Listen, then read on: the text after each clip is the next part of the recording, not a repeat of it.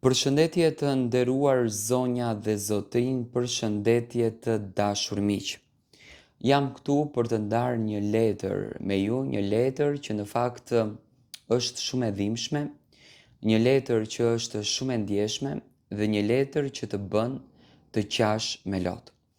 Kjo që do dëgjoni sot është një lutje e madhe. Vajza i lutet mamit, mami të lutem më dëgjo, sepse kam të të them diçka. Dëgjoni letrën në fund, edhe ju kisha lutur shumë ta shpërndani sa më shumë, edhe ta komentoni sepse është vërtet një letër për ta dëgjuar. Mami të lutem më dëgjo deri në fund. Po ta bëj këtë video sepse kam shumë të vështirë të ta them ball për ball historinë time. Kam shumë frikë, jam e hutuar dhe nuk di si t'i shpreh të gjitha ato gjëra që unë po ndjej në shpirtin tim. Por kam nevojë që ti t'i dëgjosh, mami, të më besosh, unë që po shkruaj jam Alketa, 17 vjeçare. Mami ka diçka shumë serioze që duhet të ta tregoj. Kam frikë nga babi. Ai më ka bërë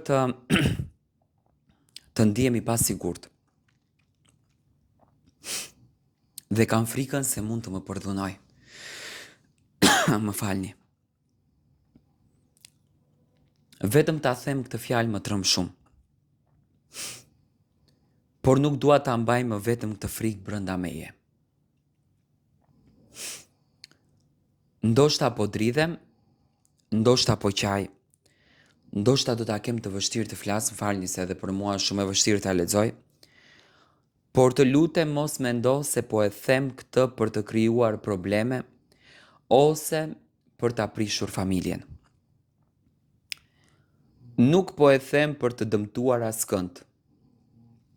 Po ta them sepse kam nevojë për ty dhe sepse dua që unë të jem e sigurt. Mami, të lutem më beso. Nuk dua të më thuash se ndoshta e kam keq kuptuar. Nuk dua të më thuash të heshtë që të mos ketë probleme në familje. Kam frikë dhe kjo frikë është jashtëzakonisht e vërtet për mua. Kam nevojë që dikush realisht të më mbrojë. Nuk dua të jem vetëm me babin nëse ai në të vërtet mund të më bëjë diçka. Të lutem mos më lër vetëm me të derisa të kuptojmë se çfarë po ndodh dhe të gjejmë një mënyrë që unë të jem e sigurt sepse kam frikë se dëshiron të ketë marrëdhënie intime me mua. Më përkëdhelën, më prekën, më përqafon ku s'duhet. Nëse nuk arrit të tregoj të gjitha detajet, të lutem mos u zemëro me mua. Mund të më duhet kohë, mund të kem harruar disa gjëra, ose mund të kem frikë t'i them këto gjëra. Kjo nuk do të thotë se nuk është e rëndësishme. Mami, unë nuk dua që të mbaj më një sekret që më frikson.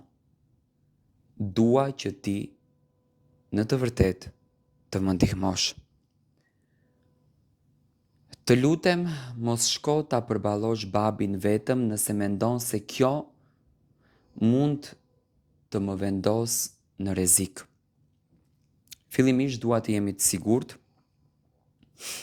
dua të jemi pranë një të rrituri që mund të na ndihmojë dhe mund të më mbrojë. Nëse nuk di çfarë të bësh, të lutem kërkon ndihmën nga dikush që merret me mbrojtjen e fëmijëve. Nuk dua të merrem vetëm me këtë. Jam shumë e frikësuar dhe kam nevojë që të rriturit të marrin përgjegjësi për të më mbrojtur.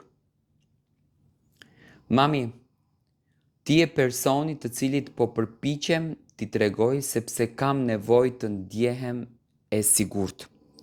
Nuk dua në asnjë mënyrë që të më fajsosh, nuk dua të mendosh se është faji im. Nëse dikush më prek, më kërcënon ose përpiqet të më detyroj të bëj diçka seksuale, dije që nuk është faji im. Unë kam bërë Nuk kam bërë realisht asgjë që ta meritoj këtë gjë. Të lutem, më përqafo, nëse mundesh dhe më thuaj se do të më ndihmosh. Më thuaj se nuk jam vetëm, më ndihmo të largohem nga çdo situatë ku mund të jetë rrezik. Mami, po ta them sepse kam nevojë për ty.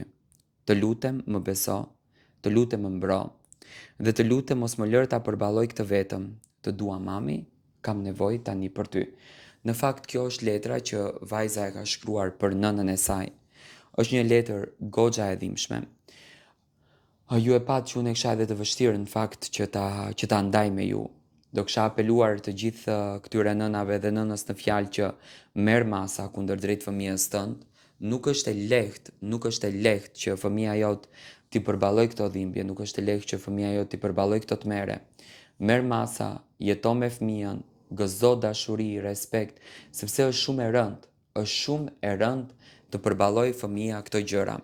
Mua më vjen shumë keq për këto baballar, të cilët Zoti ua jep fëmijët, Zoti i bekon me fëmijë, dhe këto bëjnë disa lëvizje që në të vërtetë janë lëvizjet më të shëmtuara që mund t'i dëgjosh, janë lëvizjet më të çmendura që mund t'i dëgjosh dhe janë lëvizjet më të turpshme që mund t'i dëgjosh. Mua më vjen shumë keq për këtë fenomen, që realisht është një fenomen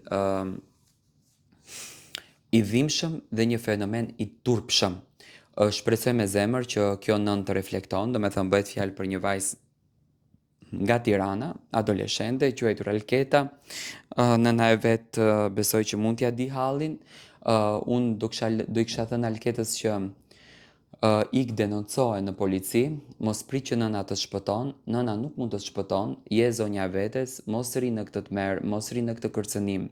Shko, shpëto veten tënde, përfundo nga ajo marrëzie e madhe që të ka kapluar, se nuk ka gjë më të keqe në jetë se sa të dëmtosh, se sa të lëndosh, se sa të tmerosh, do me thënë njeriu të cilin ti e ke pranë dhe njeriu të cilin ti e ke fëmijë. Nuk kam fjalë, më besoni që nuk kam fjalë për ta komentuar këtë ngjarje që është një ngjarje e tmerrshme, një ngjarje jo normale. Edhe një herë apeloj që prindërit të jenë prindër dhe mos të bëhen të çmendur.